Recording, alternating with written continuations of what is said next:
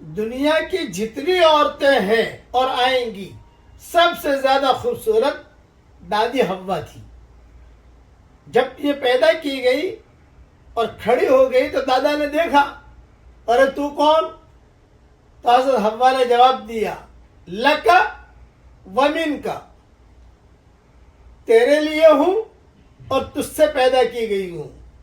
پھر فرشتے آئے، یہ کیا نام رکھا؟ یہ کہا حوا.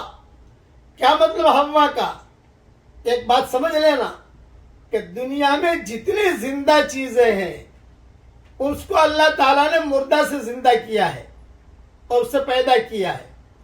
انسان یہ زندہ ہے لیکن پانی سے پیدا ہوا.